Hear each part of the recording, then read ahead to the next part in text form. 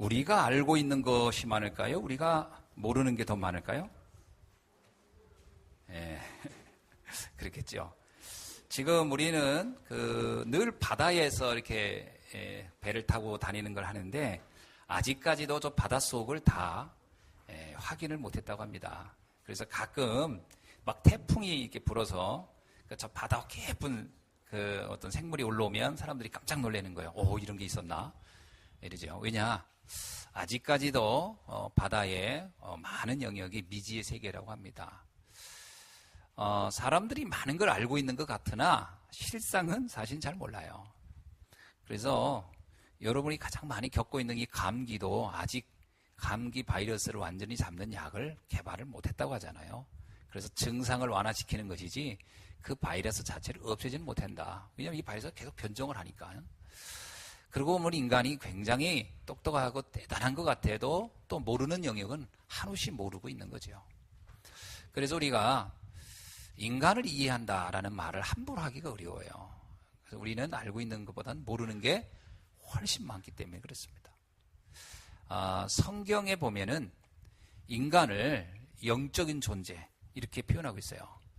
육신적인 건 다 보이잖아요. 육신적인 건 뭐 의식주를 가지고 사니까 그 사람의 얼굴이 어떻다, 저 사람이 뭐를 좋아한다, 사람 고향이 어떻다, 나이가 몇이다, 이거 육신적인 건 다 알 수 있어요. 그런데 그거보다 조금 어려운 게 그 사람 마음이죠.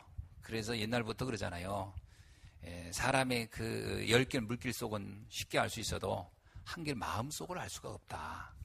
그래서 결혼 잘해야 된다 이런 얘기를 많이 하잖아요. 이게 얼굴 보았을 때 만날 때 하고 실제 살아보면 다르더라는 거죠. 이런 경우 참 많잖아요. 그러니까 사람 속을 알기가 정말 어려워요. 그런데 그 사람 속도 알지 못해서 우리가 많은 시행착오를 하고 문제가 오는데 하물며 그가 자신도 모르게 오는 문제, 나도 모르게 오는 문제를 본인이 어떻게 알겠느냐는 거예요. 우린 다 열심히 살고 착하게 살고 바르게 살면 다 잘 될 줄 알지만 그렇지 않습니다. 묘하게 그렇지가 않아요. 그러니까 사람들이 그게 이해가 안 되니까 억울해가지고 막 운명사주팔자 이런 말을 막 쓰잖아요. 그리고 이게 이래도 안 되고 저래도 안 되니까 이제 막 무당한 데도 가보고 점도 쳐보는 거예요. 왜냐하면 이게 내가 알고 있는 상식 가지고는 이게 안 된단 말이에요. 이해가 안 된단 말이에요. 그래서 사람들이 종교도 가져보는 겁니다. 여러 가지 이것도 믿어보고 저것도 매달려보고 하는 거거든요. 이제 그 중에 이제 머리가 좀 똑똑한 사람들은 나름 학문이라고 하는 걸 통해서 그 세계를 알아보려고 합니다. 옛날에 바울이라는 사람이 있었어요. 이 사람은 아주 똑똑한 사람이에요. 어느 정도 똑똑하냐? 일단은 좋은 집안에 태어난 것 같아요. 그가 그 다소라는 곳 태어났다고 보니까 오늘로 말하면 아주 발전된 국가의 도시에 태어난 거예요. 다행히도. 그리고 또 이 사람은 경제력이 있었던가 봐요. 집안 부모가. 그래서 돈이 있어야 교육을 받을 수 있는데 그때 당시 가말리엘이라는 최고의 선생님을 만날 수 있었어요. 그때도 뭐 다 돈 내고 교육을 받았으니까요. 공짜로는 안 가르쳤어요. 그때도. 소크라테스도 다 돈 받고 가르쳤어요. 그러니까 이 사람이 이제 경제력도 있으니까 그렇게 아주 똑똑한 가멜리아라는 사람 문화원으로 들어가서 오랫동안 교육을 받았습니다. 또 이 사람이 혈통이 좋아요. 그래가지고 바리새인 중에 바리새인 이렇게 나와요. 히브리인 중에 히브리인. 그건 뭐냐면 부모님이 다 선천적으로 유대인이에요. 대부분의 이렇게 좀 우리나라는 뭐 원래 한민족 이렇게 얘기하지만 다른 민족, 다른 문화권은요 이렇게 여러 민족들이 이렇게 섞여 살기 때문에 옛날에도 그랬습니다. 근데 이들은 아주 정통 유대인의 혈통을 가진 그리고 바리새인 가문에서 경제력 있는 집안에서 거기다 머리도 좋게 그리고 태어난 겁니다. 그게 이제 바울이란 사람이에요. 그래서 바울이란 사람은 오늘로 말하면 한마디로 말하면 금수저였습니다. 그는 금수저로 태어났어요. 쉽게 말하면. 그래서 그는 산헤드린 공의회, 오늘로 말하면 국회의원, 그 시기에 국회의원이었어요. 내가 보기에는 그 나이에 비해서 되게 젊은 나이에 된 것 같아요. 그래서 최연소 국회의원이 되지 않았을까라는 상상도는 해보는 거죠. 그는 성공이 보장된 승승장구하는 인생을 살았습니다. 그런데가 중요합니다. 그런데 로마서 7장 24절을 보면 바울은 모든 사람이 볼 때 그는 부러운 사람이었고 그야말로 그는 뭐 거침없이 내 앞에 막힐 게 없다 할 만큼 모든 것이 준비되고 잘 나가는 사람 같았는데 그의 내면은 반대였어요. 그의 내면은 뭐라고 나왔냐? 오호라 나는 곤고한 사람이로다. 이 사망의 몸에서 누가 나를 건져내랴. 그 내면은 아무도 모른다고 그랬잖아요. 그 사람의 내면은 죽어가고 있었어요. 이게 문제입니다. 똑똑하니까 더 그랬을지도 몰라요. 인생이 뭐냐? 내가 사는 게 이게 도대체 뭐냐? 허무하고 뭔가 모르게 자기 자신이 그거로부터 오는 어떤 인생에로부터 오는 어떤 절망감이 바울에게 굉장히 강했었다는 거죠. 그러다 보니까 이 바울이라는 사람은 내가 보기에요, 자기의 인생을 놓고 또 주변의 삶을 놓고 볼 때 이렇게 열심히 살고 이런 좋은 환경에서 이렇게 살면은 이게 뭔가 보람도 있고 행복하고 만족하고 그래야 되는데 그에겐 그게 묘하게 없는 거예요. 그러니까 그 자신이 거기서 오는 절망감이 굉장히 컸던 것 같습니다. 의외로요, 우리가 막 경제가 어려워서 자살한다, 그렇지 않습니다. 어떤 경우는 돈이 많아도 자살하는 사람도 많아요. 성공을 하지 않아서 자살은 그것도 안 맞는 말이에요. 우리가 알고 있듯이 뭐 해밍웨이 같은 사람들, 또 많은 그 성공자들 중에 자살하는 사람 많습니다. 그 사람들이 뭐냐면 인간이라는 게 뭐 먹고 마시고 입는 게 해결된다고 만족하는 게 아니라 그거와 또 다른 차원에서 오는 그 어떤 것으로부터 만족이 없을 때 거기서 오는 깊은 절망감으로 이 지식인들은 쉽게 무너지기도 하고 자살도 합니다. 자, 이런 바울이었어요. 그래서 바울은 자기 인생을 표현하기를 이런 얘기예요. 내가 빌립보에서 그런 얘기예요. 내가 그리스도를 알고 나서 내 인생이 가장 고상하다 이런 얘기 하잖아요. 그 고상하다는 말의 반대가 뭡니까? 내 인생이 한없이 유치하게 살았다는 얘기예요. 과거에 내 인생이 그렇게 남들이 보기엔 똑똑하고 뭐 잘났고 배경이 있고 뭐 다 성공의 길을 가는 것 같은데 실상은 내 인생은 한없이 유치했다, 이런 말 아닙니까? 그런데 오늘 본문에서 뭐라고 했냐면요, 향기라는 말도 하고, 이게 향기라는 단어를 써요. 근데 원래는 지금 번역이 좀, 이건 냄새로 번역했는데 다른 그 전에 개혁 성경에는 이제 향기라는 표현으로 했고요. 뭐 같은 단어입니다만. 근데 여기 뭐냐면 어떤 사람에게는 이게 죽음의 향기고 어떤 사람에게는 이게 생명의 향기다. 참 이해하기 어려운 단어지요. 바울이 볼 때 과거의 자기 인생을 이렇게 표현한 것 같습니다. 내가 그때 그 방황하고 그렇게 내 인생에 답이 없어서 무너져 있을 때 나는 악취나는 인생이었다, 그런 말이죠. 그 왜 그랬을까요? 왜 그럼 그의 인생은 이렇게 악취났을까요? 우리가 볼 때는 너무 좋은데요. 좋은 부모 만나서 좋은 배경에 좋은 교육 혜택을 받고 성공의 길을 갖고 또 이게 젊었어요. 건강도 내가 볼 땐 좋은 사람 같아요. 여러 가지가 다 구비되어 있는데 왜 자기 인생은 악취나는 인생이라고 했을까? 왜 자기는 유치한 인생을 산다고 했을까? 원래 인간은요, 원래 인간, 그건 뭐 바울을 포함해서 우리 모두를 말하는 거야. 모두 인간은 반드시 창조주 하나님을 알아야 돼요. 창조주 하나님과 함께 살아야만이 인간은 행복하도록 되어 있습니다. 물고기가 물에서 살아야 행복하고요, 나무가 흙 속에 뿌리를 내려야 행복하고 새는 하늘을 날아다녀야 행복한 것처럼 그건 창조된 거예요. 인간은 반드시 창조주 하나님을 알아야 행복하게 돼 있어요.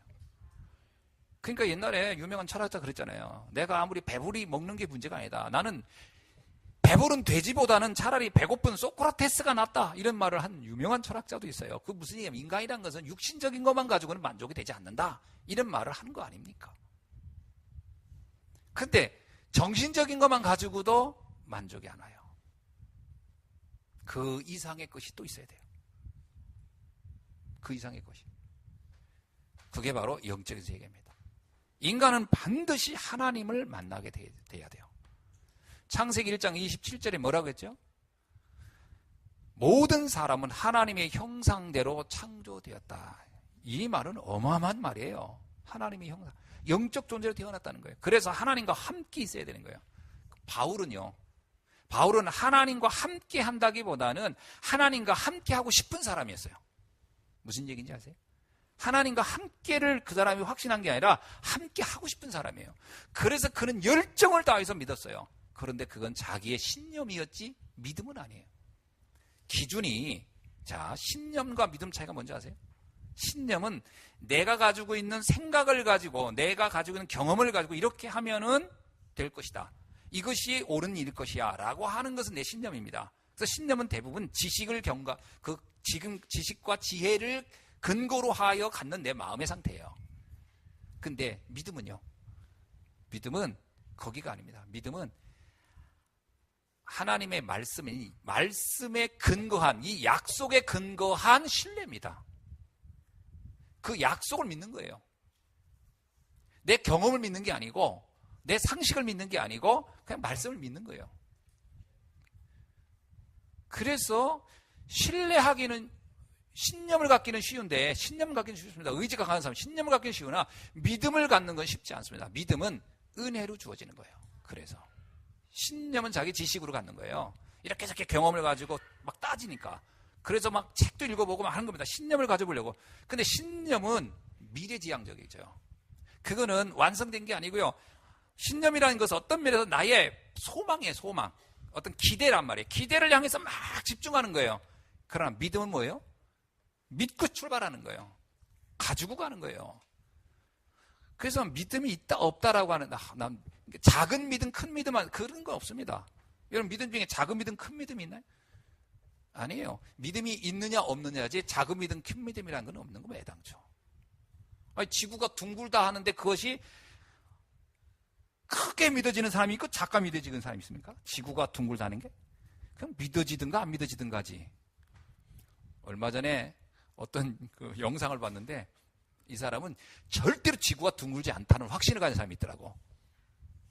지구는 평평하다는 거예요. 야, 근데 그 사람 이론이 자기 나름 정말, 그래서 나도 그 사람 이론 딱 보다가 좀 제법 그럴듯하더라고. 그래서 우리 아들한테, 야, 이 사람이 하도 지구가 평평하다고 하는데 혹시 이거에 대해서 넌 어떻게 생각해? 했더니 우리 아들, 일고의 가치도 없는 그런 말을 들으십니까? 일고의 가치도 없는, 그렇죠. 일고의 가치가 없는 말이죠. 그러니까 나는 그 지구가 둥글다는 거 의심한 건 아닌데 그 사람이 하도 그렇게 강조, 막 거기다 막 여러 가지 근거를 해서 야, 이것도 특이하다, 막 그러니까 좀 특이한 사람인데 그런 사람이 있어요. 그 자기 신념을 가지고 이제 하는 거지. 여러분, 믿음이라는 것은 그게 뭐 한번 믿어지면 믿어지는 거지, 뭐 안 믿어지고 믿어지고. 저분은 우리 엄마야. 근데 그게 믿어졌다가 안 믿어졌다가 믿어졌다가 안 믿어졌다. 그럽니까? 이분이 우리 아버지인데 오늘은 믿어졌는데 내일은 안 믿어져. 내일은 기분 나빠가지고 안 믿어지고 오늘은 또 믿어지고, 뭐 일이 잘 되면 믿어졌다가 일이 안 되면 또 아버지가 아닌 것 같고. 그렇습니까? 아버지가 막 혼내면 그때는 우리 아버지 아닌가 봐. 그리고 또 뭐 맛있는 거 사주고 이렇게 하면 우리 아버지인가 봐. 그렇게 왔다 갔다 합니까? 무슨 믿음이 그렇습니까? 그건 아니에요. 한번 믿어지면 믿어지는 거고 안 믿어지면 안 믿어지는 것이지. 그렇죠? 사실 이 바울이라는 사람이 신념을 가지고 있었던 거죠. 열심히 믿어보려고. 저는 오늘날 기독교인들이요, 이런 신앙인들이 거의 한 99%인 것 같아. 막 열심히 하는 거죠. 그 열심은 믿음이 아닙니다. 자기 의지지. 성경 어디에도 열심히 믿어라 이런 말은 한 군데도 없어요. 진짜 신기하게. 한 군데도 열심히 믿을 거 없습니다. 그냥 믿으면 돼요. 그러니까 이게 너무 안 믿어지니까 이 말에도 악센트를 넣더라고. 주여 믿습니다. 이렇게. 꼭 그렇게 하더라고요. 옛날에 우리 그 어른들 기도할 때 보면 주여 그게 뭐냐면 믿고 싶은 거지. 믿고 싶은 거야. 안 믿어지는데 지금 미치겠는 거야 지금.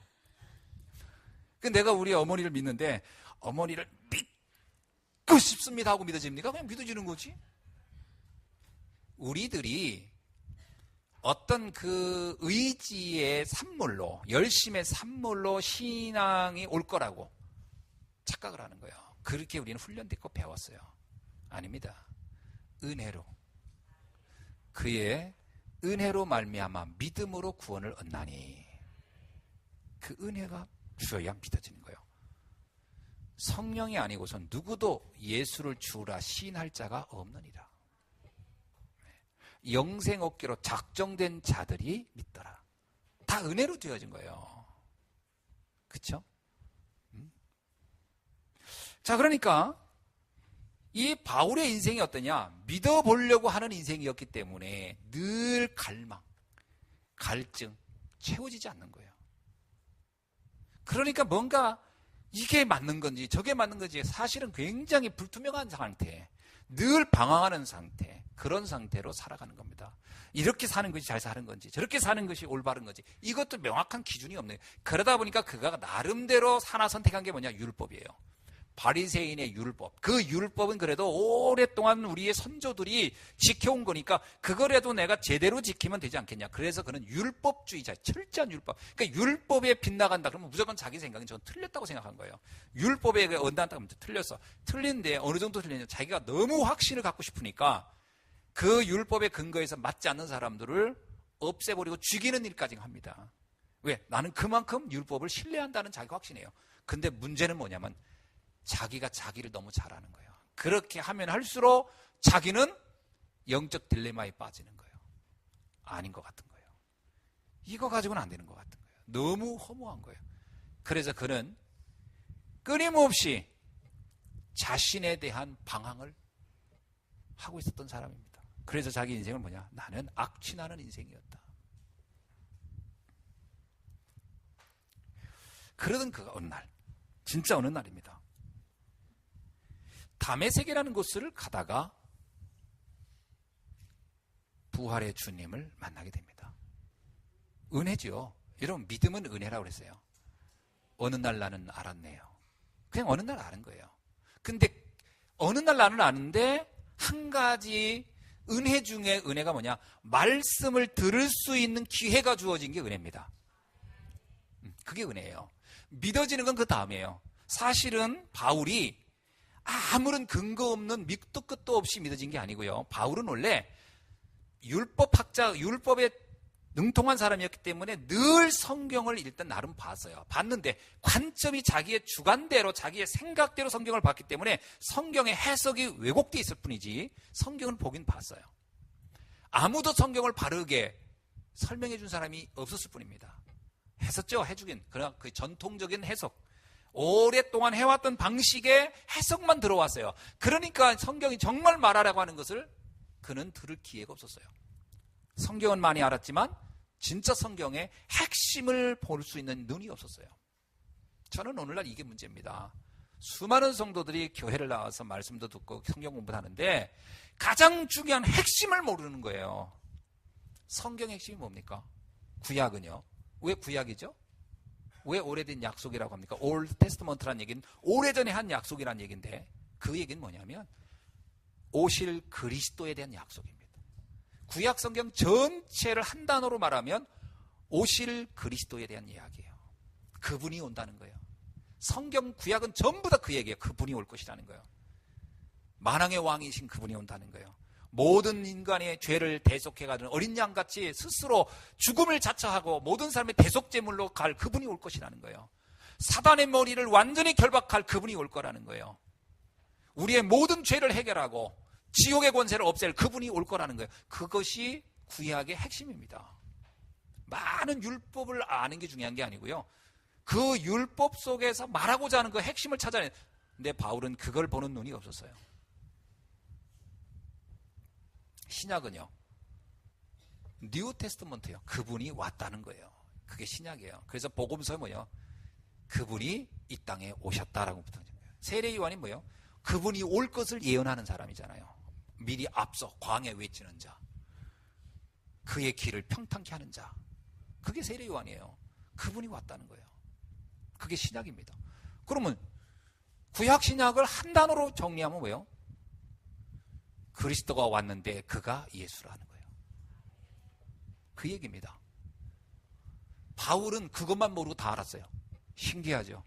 그래서 바울은 예수 믿는 사람 잡아 죽이는 일에 앞장선 거예요. 왜? 성경을 그렇게 말이 하는데 그거 하나만 모르고 다른 건 다 알았어.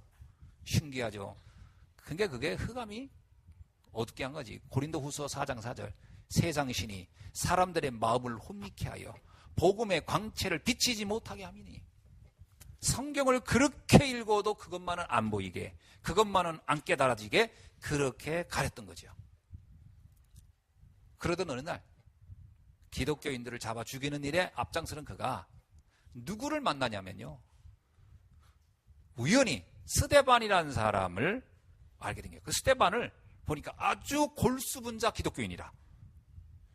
그래서 저 사람을 죽여야 되겠다라고 마음을 먹고 그를 죽이려고 갑니다. 근데 그 사람이 여러 사람 앞에서 설교를 하는 거예요. 그러니까 이 바울이 지금 빨리 잡아 죽이는 게 문제가 아니고 저 사람의 설교를 듣고 반응하는 사람을 잘 지켜봐야 되겠다. 저 사람 설교에 누구들이 반응하는지. 그러면 일망타진 한 번에 다 잡을 수 있지 않느냐, 기독교인을. 그래서 바울은 스데반이 설교할 때 뒷면에 조용히 서서 그 설교를 들으면서 반응하는 사람들의 얼굴을 하나하나 찾아보기 시작합니다. 그래서 그런 결론 내죠. 요 인간들이 몇몇 요 인간들이 기독교인이구나. 근데 그들을 알고 봤더니 그들이 다메섹에 주로 모여 살아. 그래서 이미 자기는 그들의 거처를 다 확인한 다음에 이제 다메섹에 사는 기독교인을 잡으러 가는 공문을 받아서 이제 출발합니다. 그리고 가던 중입니다. 말을 타고 갑니다. 다메섹을 향해 막 가는 중이에요. 그런데 갑자기 그에게 충격적인 생각이 떠오른 거예요. 스데반이 그동안 쭉 얘기했던 거를, 내가 지금 누구를 향해 가요? 그 스데반의 설교를 들었던 사람들을 잡으러 가는 거예요. 그런데 스데반이 죽을 때 모습이 어떠냐? 천사의 얼굴같이 죽었다 그랬거든요. 나는 이렇게 내 자신이 신념을 가지고 뭔가 믿어보려고 몸부림쳐도 괴로운데 저 사람은 도대체 무슨 비밀이 있길래 저렇게 평안하고 행복하게 죽나? 죽이는 나보다 죽는 저 사람이 더 행복하니 이게 웬일인가? 이런 생각을 이 똑똑한 바울이 생각을 안 할 리가 없거든요. 그런 생각 저런 생각 하면서 가는 겁니다.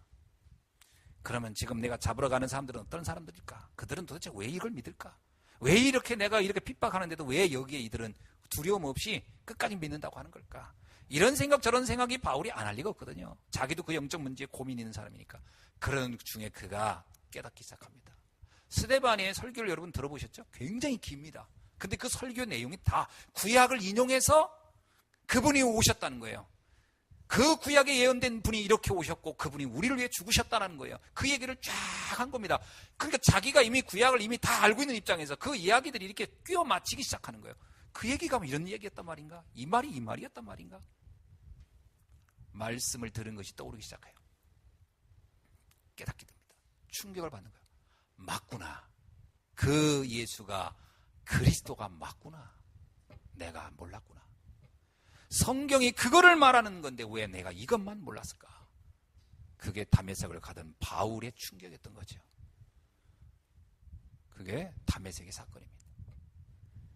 그러니까 나는 스데반의 설교를 듣게 했던 것이 은혜였던 것 같아요. 그렇죠? 오늘 이 자리에 억지로 왔던들, 끌려왔던들 상관없습니다. 아니면 나를 잡으러 왔던들 이 시간 말씀을 듣는 것 자체가 은혜입니다. 은혜예요. 그거 들을 수 있다는 건 은혜예요. 저도 그냥 안 믿어졌어요. 어느 날 말씀을 듣는 중에 믿어졌어요. 예. 저도 그런 은혜를 입었거든요. 이 교회 지을 때 우연히도 교회 짓는 이 교회 짓는 이 건설업자 사장이 집사님인데 저한테 신앙의 얘기를 쭉 하는 거예요. 전 목사인데 나는 성경을 많이 읽었기 때문에 난 다 안다고 생각했거든. 어쩌면 나도 교만하게 바울 비슷한 생각을 하고 있었죠. 근데 그분이 자꾸 얘기를 하는 거예요. 목사님, 성경이 뭘 얘기하는지 아십니까? 아니 집사가 목사한테 이게 할 말인가? 아니 난 신학도 하고 신학대원 나온 데한테 그래서 내가 물어봤지. 신학했냐고. 그랬더니 안 했대. 그때 신학도 안 한 분이 나한테 이런 얘기를 막 합니까? 그랬더니 저는 확신이 있다는 거예요. 그 말에 저도 괜히 놀래요. 나는 확신이 없었거든. 난 목사인데 확신이 없었거든. 근데 이분은 자기는 확신이 있다는 거예요. 그래서 도대체 이 확신이 무슨 확신입니까? 뭐 꿈을 봤습니까? 뭐 이렇게 물어보니까 그게 아니고 난 말씀이 믿어집니다. 그러면서 얘기를 쭉 하는 거예요. 듣는데 너무 놀란 거예요. 야, 이분이 믿음이 이게 예사로운 게 아니다. 한번 이분이 무슨 말하는지 드러나 보자. 이분이 쭉 얘기하다. 너무 충격인 거죠, 저한테는. 전 집사님 말씀 듣고 제가 은혜 받았어요. 이야, 아볼로라는 사람이 평신도인 브루스가 아굴라를 통하여 복음 듣고 그가 목회자가 됐습니다. 그게 아볼로입니다. 나중에요. 그러니까 우리는 뭐 상관없어요. 누가 어떤 메시지를 어떻게 하든지 이게 복음이면 충격이 되게 돼 있어요. 전 그게 내 인생을 바꾸는 전환점이었어요. 제가 그 말씀을 딱 듣는데 점점점 호기심이 생기는 거예요. 그분이 이제 저한테 자기 목사님을 한번 소개해드리고 싶대요. 이제 자기는 여기까지밖에 더 아는 게 없대. 그러나 그것만 가지고 난 충격이었으니까. 그래서 그분의 이제 그 목사님을 소개받아서 그 목사님이 와서 이렇게 말씀해. 근데 처음엔요, 듣는데 다 아는 얘기 같아. 다 아는 얘기를 또 하는 것 같아. 그래서 이거 뭐 내가 꼭 들어야 되나? 그런데 한 3개월쯤 들었을 때입니다. 충격이 오는 거야. 아니었구나. 내가 아는 게 아니었구나. 안다는 게 아는 게 아니고 잘못 알고 있었구나. 그게 저의 충격이었어요. 바울에게도 그런 변화의 사건이 전환점이 딱 온 거지요. 말씀을 듣는 은혜가 오늘 여러분에게 임한 줄로 믿습니다. 자, 그럼 바울이 이런 복음을 알고 나서 깨달은 게 뭘까요? 그가 깨달은 것이 3가지가 있어요. 오늘 본문을 통해서 첫째입니다. 뭐냐? 14절을 보세요. 다 같이 읽어봅시다. 시작. 항상 우리를 그리스도 안에서 이기게 하시고 우리로 말미암아 각처에서 그리스도라는 냄새를 나타내시는 하나님께 감사하노라. 아멘. 여기 보면요, 항상 우리를 그리스도 안에서 이기게 하시고 이렇게 나옵니다. 이게 바울이 깨달은 거야. 하나님께서 예수 그리스도를 통하여 내 인생을 승리로 만드시는구나. 그 이전까지는 바울의 인생은 늘 실패자의 인생이에요. 어떤 실패? 영적으로. 뭔가 답이 없어. 늘 방황해. 내 인생을 어떻게 살아야 행복하게 사는지 그걸 모르겠는 거야. 나름 자기가 아는 대로 열심히는 살지만 답은 아니에요. 그래도 너는 날 그리스도로 알고 나니까 자기 인생에 늘 승리하는 비밀을 이분을 통해 알게 되는구나. 그래서 승리자의 비밀이 뭔지를 아는 거예요. 원래 바울의 현실은 어떤지 아십니까? 바울의 현실의 삶은요, 그리스도를 만나기 이전보다 만나고 난 이후가 훨씬 삶은 고달팠어요. 실제로요.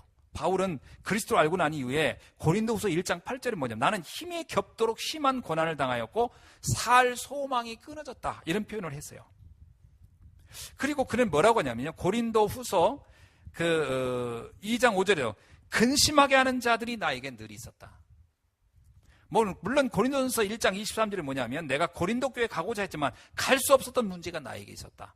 그러니까 뭐냐면 자기 인생에서 늘 뭔가 장애물도 많고 뭔가 생각대로 안 되는 것도 너무 많아요. 심지어 오늘 본문에도 무슨 말이 나오세요? 이렇게 나오잖아요. 13 내가 내 형제 디도를 만나지 못하였으므로. 그게 무슨 얘기냐면요, 드로아에서 있을 때 문이 열려서 디도를 만나려고 했었어요. 드로아이라는 곳에서. 근데 이 만남이 굉장히 중요한 만남이었거든요, 자기는. 근데 이게 잘 안 됐어요. 이렇게 뭔가 잘 안 돼, 일이. 자기에게 계획한 대로 안 돼. 뭐 그뿐만 아닙니다. 고린도 후서에 보면은 그가 굉장히 고난을 당한 이야기들이 아주 굉장히 많이 기록되어 있어요. 고린도 후서 11장 24절부터 27절에 보면 또 육신적으로도 많은 고통을 당했다는 얘기를 쫙 설명하고 있어요. 거기 보면요, 이 바울이 당한 고난은요, 이루 말할 수가 없어요. 한번 읽어볼까요? 유대인들에게 40에 하나 감하는 매를 5번, 몇 대 맞았다는 거예요? 40대를 맞았는데 39대를 맞는 거를 5번 맞았대요. 그러니까 이 매를 맞아도요, 이 사람들이 휘처리 같은 거, 휘처리 있죠? 그러면 팍팍 때리는 거예요. 이렇게 엄청나게 맞는 게 유대인들한테요. 복음 전한다고. 3번 태장으로 맞고, 1번은 돌에 맞고, 3번은 파선하고, 일주야를 깊은 바다에서 지냈고, 그러니까 여러 번 여행하면서 강에서 위험과 강도의 위험과 동족의 위험과 이방인의 위험과 신의 위험과 광의 위험과 바다의 위험과 거짓 형제들의 위험을 당하고, 여기 보니까 또 자지도 못하고 먹지도 못했고 굶주렸고 추웠고 헐벗었다. 복음 때문에요. 말도 못하는 어려움을 많이 겪었어요. 이게 바울의 현실적인 상태였어요. 그런데 그거에 대해서 바울은 뭐라고 얘기하죠? 나는 상관없다는 거예요. 이건 또 무슨 말입니까? 그런 것들이 내가 겪은 내가 가지고 있는 이 평안함, 이 행복, 감격, 기쁨을 전혀 흔들 수 없다. 빼앗을 수 없다. 심지어 내가 죽는 한이 있어도 내 안의 행복은, 내 기쁨은 가져갈 수 없다. 로마서 8장에 뭐라고 하죠? 사망이나 어떠한 저주라도 하나님의 사랑에서 이것을 끊을 수가 없다. 이런 말을 해요. 내가 구원받은 이 감격은 어떤 것도 막을 수 없다. 이게 바울의 고백이잖아요. 그게 있었다는 거예요. 그게 뭐예요? 나는 이미 승리자라는 거예요. 어떤 형편에도 흔들리지 않을 승리자. 여러분, 승리자라는 게 세상 사람이 말하는 거 뭔가 막 내가 힘을 가지고 누구를 지배하고 정복하고 막 그게 군림하고 이걸 말하는 게 아니에요. 어떤 형편에도 흔들리지 않는다. 어떤 여건이 바뀌어도 나는 결코 이 행복이 흔들리지 않는 나가 만들어졌다는 거예요. 이게 바울이 말한 승리자입니다. 어떻습니까? 꼭 내가 원하는 대로 되어야 행복한 겁니까? 아니에요. 그래서 우리는 속는 거예요. 세상에 내 생각대로 되는 게 몇 개나 됩니까? 상관없어야 돼요. 내 생각대로 안 된다고 다 상처받고 내 생각대로 안 된다고 다 절망하면 어떻게 삽니까? 세상에. 결혼했다가 내 마음에 안 들면 또 바꿉니까? 그 사마리아 수가성 여성 5번씩 바꿔버립니까? 막. 그래서 답이 나오는 건 아니에요. 왜 그랬었죠? 그 사람이?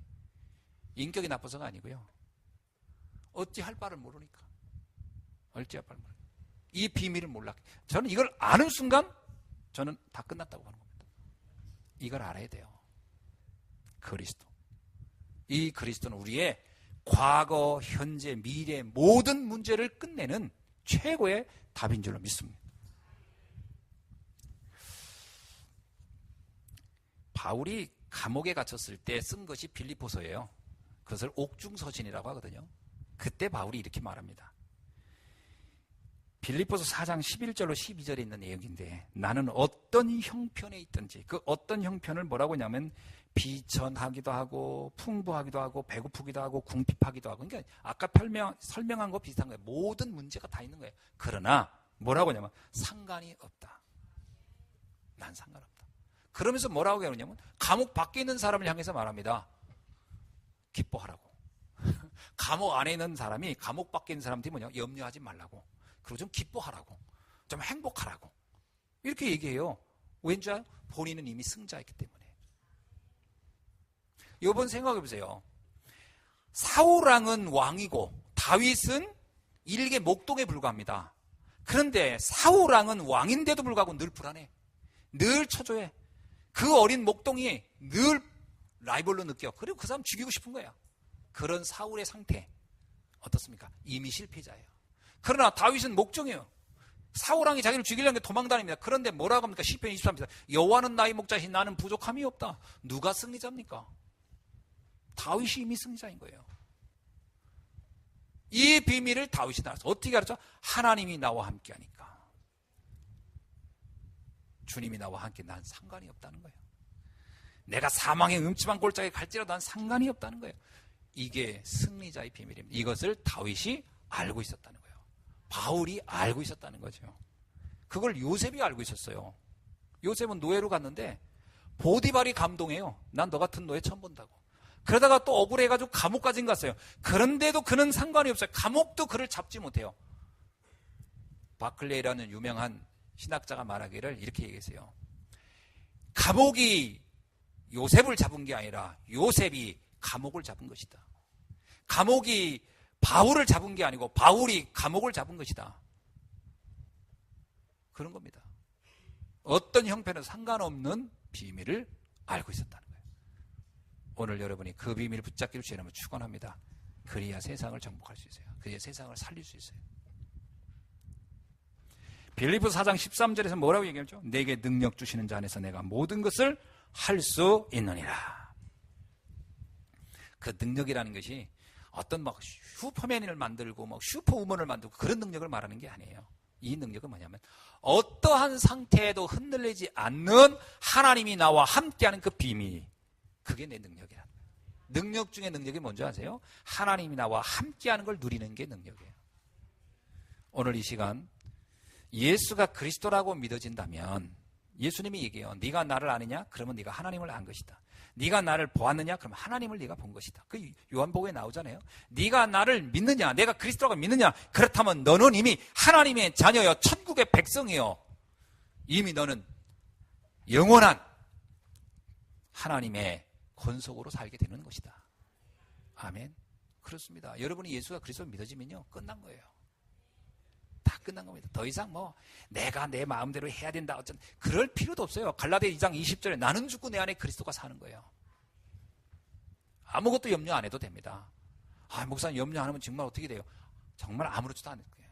정말 죽어도 상관없어요. 왜? 천국 갈 거니까. 죽으면 순교고 살면 전도자로 살다 가는 거지. 아무것도 문제되지 않는다고 봐야 돼요. 근데 하나님은 우리가 이 땅에서 해야 할 사명이 너무 많기 때문에 그렇게 비참하게 살다 가게는 안 하실 거라고 저는 믿어요. 우리에게 준 미션이 있으니까요. 자, 그래서 바울은 뭐라고 하냐면 이 14절에서 이기게라는 단어 있잖아요. 이기게라는 단어는 원래 이게 헬라어로 전쟁에서 승리한 장군이 개선할 때요, 승리했다라고 할 때 쓰는 단어예요. 전쟁에서 승리했을 때 쓰는 단어를, 이 단어를 씁니다. 승리, 이기게를. 그러니까 바울은 자기를 로마의 개선 장군들, 로마는 전쟁을 하고 나면 반드시 로마의 그 전통 중에 의해서요, 전쟁하고 나오면 승리했잖아요, 장군이. 그러면 반드시 로마를 이렇게 시내를 행진하게 만들었어요. 말 타고. 그리고 온 백성이 나와서 막 박수치고 그리고 환영하고 꽃다발 던져주고 그거 했어요. 잘했다고. 그때 이 황제가 이 장군을 향해서 넌 이긴 자다 이렇게 얘기해줘요. 그 이기게 그 단어입니다. 내가 전쟁에 이겼다라는 거예요. 멋지죠? 그러니까 바울은 뭐라고 하냐면 나는 저 로마의 전쟁에 이긴 장군들처럼 나는 이미 하나님이 주신 이 힘으로 나는 이미 승리한 자다. 이미 세상을 정복한 자다. 바울은 이미 그렇게 자기가 결론 내. 나는 정복하고 승리한 자라는 거예요. 여러분, 요한복음 16장 33절에 예수님이 뭐라고 써있죠? 세상에서 너희가 환난을 당하나 담대하라. 내가 세상을 이기었노라. 그러니까 우리도 이길 것이라는 거예요. 이미 여러분은 이긴 자의 승리를 이미 누릴 수 있기를 주의 이름으로 축원합니다. 여러분이 그리스도를 아는 순간은요, 끝난 거예요. 이긴 거예요. 사단은 이미 우리 발 앞에 완전히 그 머리가 박살난 거예요. 더 이상 우리를 건드릴 수가 없어요. 내가 내 스스로 속아서 내가 스스로 무너지지 않는 한 상관이 없는 거예요. 믿으시길 주의 이름으로 축원합니다. 바울은 이 확신을 가졌던 거예요. 나는 이긴 자다.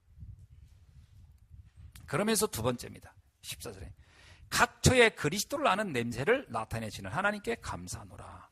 이겼을 뿐만 아니라 이 이김의 기쁨과 감격, 이 환호성을, 그 승리자의 그 감격을 전하는 자로서 나는 살고 있다.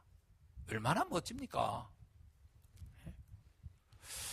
원래 향기라는 말은 퍼지는 기능이 있죠. 향기는 퍼지죠, 이렇게. 그리고 또요, 향기의 특징이 있어요. 끌어당기는 힘이 있어요. 그래서 꽃이 향기를 내면 벌들이 이렇게 몰려들잖아요. 그죠? 그러니까 바울이 뭐냐면 나는 나의 이 승리의 이 감격이 퍼지고 있다는 거예요. 번지고 있다는 거예요. 그리고 이것을 맡고 이 감격 속에서 사람들이 찾아온다는 거예요. 그 이야기를 이 안에 다 하는 거거든요. 그게 쉽게 말하면 뭡니까? 이 향기라는 얘기는요, 그리스도의 증인의 삶을 살고 있다는 거예요. 저는 옛날에 그리스도의 향기 하면은 올바른 삶, 올바른 행위 이런 건 줄 알았어요. 그래서 그리스도의 향기를 냅시다. 그러면 내가 착하게 살아야지, 바르게 살아야지 그런 줄 알았어요. 아닙니다. 성경에 말하고 있는 그리스도의 향기는 이기게 하시는 그분의 이름을 증거하는 거예요. 그분을 전하는 거예요. 전도자의 삶이야말로 가장 향기로운 삶이라는 거예요. 여러분. 그래서 신앙생활이 뭡니까? 이 기쁜 소식을, 이 승리의 소식을 누리고 전하는 겁니다. 이게 신앙생활이에요. 그래서 신앙생활은 행복할 수밖에 없는 겁니다. 그러니까 신앙생활 할 줄 모르는 사람이 교회 나오면서 늘 얼굴이 그냥 이 표현이 맞나 모르겠어요. 우거지상이라고. 그건 신앙생활을 모르는 거예요. 교회 가서 싸우고 교회 와서 시험 들고 그건 신앙생활 자체가 아예 시작이 안 된 사람이라니까. 어떻게 그 사람이 이기게란 이런 단어를 이해할 수 있으며 어떻게 이 사람이 그리스도의 향기라는 단어를 이해할 수 있겠냐고요. 진짜 이긴 사람은 자기가요 행복해요. 감사합니다. 그리고 사람들이 알아봐요. 나를 보고 야 너 달라졌다. 너 옛날에 너가 아닌데. 아니 나는 그냥 난 것 같은데. 아니야. 너가 옛날 네가 아니야. 우리나라에 이런 시 있잖아요. 네가 내 이름을 부르기 전에 나는 하나의 꽃이었다. 뭐 그런 시 있잖아요. 아니 꽃이 벌이 날라오니까 그게 꽃이지. 꽃인데 벌이 안 날라와. 그건 조화예요, 조화. 폼만 잡은 거지 꽃이 아니에요. 상상 임신도 있듯이. 그건 만든 꽃이에요, 만든 꽃. 진짜 하나님이 생명 있는 꽃은 향기가 있게 돼 있는 거예요. 그냥 꽃이 움직여 다닙니까? 꽃이 벌 찾아 다니지 않아요. 그냥 가만히 있어요. 그러면 벌이 날라와요. 바울에게 전도자들이 말씀 가진 사람이 붙기 시작했어요. 이렇게. 그게 향기입니다. 전도가 안 된다. 아이고 냄새 안 나는 꽃이 돌아다니면서 어떻게 좀 벌 좀 찾아보려니까 힘들지. 발품 팔아야 되니까. 아닙니다. 내가 정말 그리스도의 향기 내고 있으면 찾아오게 돼 있어요. 매일 근심 걱정하는데 벌이 옵니까? 와서 꽃 건드렸다 죽을까봐 안 오지. 내가 맨날 독만 뿜고 있는데 맨날 염려에도 근심에도 원망에도 분노에 독 뿜고 있는데 벌이 어떻게 옵니까? 나비가 왔다가 먹고 죽지. 그러니까 안 오지. 행복해야 돼요. 그리스도로 이겨야 돼요. 아멘. 그래서 예수님 그러잖아요. 다 이루었다. 다 이룬 거예요. 뭐 미진한 거 없어요. 그리스도는 완전하고 충분하고 모든 것입니다. 이게 증거되면 어떻게 돼요? 이게 증거될 때 노예가, 포로가, 속국이 끝나는 겁니다. 여러분, 모세가 양의 피, 그리스도 증거했어요. 어떻게 됐습니까? 430년의 노예가 끝난 거예요. 그렇습니다. 이게 증거되면 저주가 떠나게 돼 있는 거예요. 이게 바로 향기입니다. 향기가 단지 감정, 기분만 좋게 한다 이런 게 아니에요. 이거는 우리의 근원적인 모든 저주와 재앙을 완전히 없애버리는 비밀이 있는 거예요. 그리스도의 향기는 생명의 향기요, 창조의 향기요, 재창조의 역사이기 때문에 그런 일들이 일어난 줄로 믿습니다. 이사야가 임마누엘을 전했어요. 이사야가. 그렇죠? 처녀가 잉태할 그 이름을 임마누엘이라 하리라. 이사야 7장 14절 이거를 증거했어요. 어떻게 됐습니까? 70년 동안 바벨론에 포로됐던 이스라엘 백성이 그 언약 잡고 다 해방됐어요. 마태복음 16장 16절 베드로가 주는 그리스도시여 살아계신 하나님의 아들이심이라 이 고백을 했을 때 이 고백이 증거되는 현장마다 해방의 역사가 일어나서 그래서 300년마다 이스라엘이 기독교가 로마라는 그 압제에서 해방되는 역사를 받게 됩니다. 주님은 우리에게 다시 말씀합니다. 너희는 가서 모든 족속에게 이 복음을 전하라. 땅끝까지 이르러 복음의 증인이 되라. 여러분이 이 복음 전하면 여러분의 가문의 어둠이 떠나고 여러분의 직장의 어둠이 떠나고 여러분의 삶의 모든 포로, 노예, 속국되었던 모든 상황들이 다 해방하되는 바뀌는 역사가 일어날 줄로 믿습니다. 정말 여러분 체험해 보세요. 그러니까 여러분 향기가 있어야 돼요. 그리스도로 행복해야 돼요.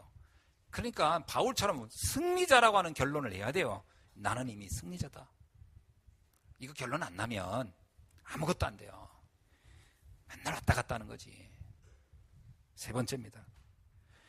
15절로 16절에 보니까 이 향기가 어떤 사람, 구원을 받는 자에겐 구원을 받는 자에게나 망하는 자들에게나 하나님 앞에는 그의 향기니. 그러면서 16절에 이런 얘기 나옵니다. 이 사람에게는 사망으로부터 사망에 이르는 냄새요, 저 사람에게는 생명으로부터 생명에 이르는 냄새라. 누가 이 일을 감당하리요. 이게 또 무슨 말입니까? 어떤 사람은 죽음의 냄새고 어떤 사람은 생명의 냄새라는 거예요. 이게 해석을 간단하게 할게요. 자, 우리 집에 강도가 들었어요. 우리 집에 강도가 경찰이 사이렌을 울리고 옵니다. 그럼 강도는 그 소리 듣는 순간 어때요? 가슴이 철렁할 거예요. 나는 그 소리 들으면 어때요? 가슴이 안도가 될 거예요. 같은 소리인데 강도는 가슴이 철렁하는 소리고 나는 안도하는 소리예요. 이해되십니까? 같은 그리스도인데 어떤 사람은 그게 나를 가슴이 철렁하게 하는 소리예요. 어떤 사람은 그게 나를 행복하게 하는 소리예요. 그 얘기입니다. 근데 이거를 누가 알게 했냐는 거예요. 예수님이 베드로가 하잖아요. 주는 그리스도시요 살아계신 하나님의 아들이십니다라고 할 때 이렇게 얘기해요. 바요나 시몬아 네가 복이 있도다. 이것을 알게 한 것은 혈육이 아니다. 세상 사람들이 누가 설명해서 알 수 있는 게 아니다. 하늘에 계신 내 아버지께서 너에게 알게 하였구나. 그 얘기입니다. 이 냄새에 이해하는 거는요 은혜로 되는 거라는 거예요. 구원받을 자와. 그러니까 이 말은 뭐예요? 우리가 착하게 살아야 천국 갑니까? 아닙니다. 착하게 해서 천국 가는 게 아니고요. 그러면 죄가 적으면 천국 갑니까? 그것도 아니에요. 죄가 있든 없든 많든 적든 죄가 없어야 천국 가요. 죄가 해결되어야 돼요. 그죠? 해결되어 천국 가요. 그럼 지옥은 누가 갑니까? 죄가 많은 사람이 갑니까? 아니에요. 죄가 적어도 해결되지 못한 사람은 지옥에 갑니다. 그러면 이 죄는 어떻게 돼요? 이거는 해결받아야 돼요. 은혜로 받아야 돼요. 내 행위로 되는 게 아니에요. 내 행위를 착하게 한다고 해서 내 인생이 바뀌는 게 아니에요. 그분의 은혜가 임해야 바뀌는 거예요. 그리스도가 깨달아져야 바뀌는 거예요. 그래서 우리의 생과 사의 기준은 우리의 행위가 아니고 예수 그리스도의 은혜입니다. 그래서 그리스도가 누구에게는 사망이고 누구에게는 생명이라. 그리스도가 이해가 안 됐다. 그는 사망이라는 거예요. 그리스도가 이해됐다. 그는 생명인 거예요. 요한복음 3장 16절에 뭐라고 나옵니까? 읽어볼까요, 우리? 요한복음 3장 16장 16절로 17절 봅시다. 하나님이 세상을 이처럼 사랑하사 독생자를 주셨으니 이는 그를 믿는 자마다 멸망치 않고 영생을 얻게 하심이라. 17절에 하나님이 그 아들을 세상에 보내신 것은 세상을 심판하려 하시며 그로 말미암아 구원을 받게 하려 하심이니라. 그러면서요 18절에 보니까 뭐라고 하나요? 그를 믿는 자는 심판을 받지 아니하는 것이요 믿지 아니하는 자는 하나님의 독생자 이름을 믿지 아니함으로 벌써 심판을 받은 것이니라. 그리스도가 누구에게는 생명이고 누구에게는 사망이에요. 그 얘기입니다.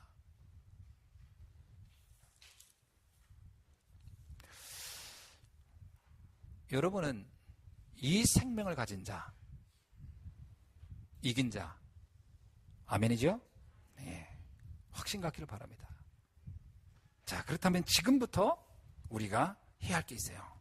오늘 고린도 후서 2장 17절입니다. 다 같이 읽어봅시다. 시작. 우리는 수많은 사람들처럼 하나님의 말씀을 혼잡하게 하지 아니하고. 말씀을 혼잡하게 하면 안 돼요. 인본주의, 신비주의, 율법주의. 인본주의는요 합리성으로 포장해가지고 우리의 신앙을 흔들어요. 여러분, 말씀은 비합리적인 게 아니고 초월적인 겁니다. 인간이 머리로 다 이해 안 돼요. 그러나 비합리적이지 않습니다. 아주 영적인 합리성을 가지고 있어요. 그런데 인간이 가진 이성이라고 하는 걸 가지고 성경이 맞니 틀리냐 그러면서 자꾸 성경의 내용을 왜곡시켜요. 합리성으로 포장해가지고 우리를 혼잡하게 한단 말이에요. 그래서 배운 사람들이 말씀 못 믿어요. 그렇게 되는 일이 없어야 된다. 두 번째, 신비. 신비는 능력이라는 걸 포장을 가지고 사람들에게 뭔가 체험해야 믿음이 있는 것처럼 자꾸 합니다. 아닙니다. 말씀 자체가 가장 신비한 겁니다. 하나님의 말씀 자체가 신비한 거예요. 왜? 하나님의 성령의 감동으로 된 거니까요. 가장 신비한 게 말씀이에요. 그 말씀이 믿어지는 것이 가장 신비한 거예요. 그런데 다른 체험을 하려고 하면 할수록 더 위험해지는 거예요. 그러면 악령이 역사합니다.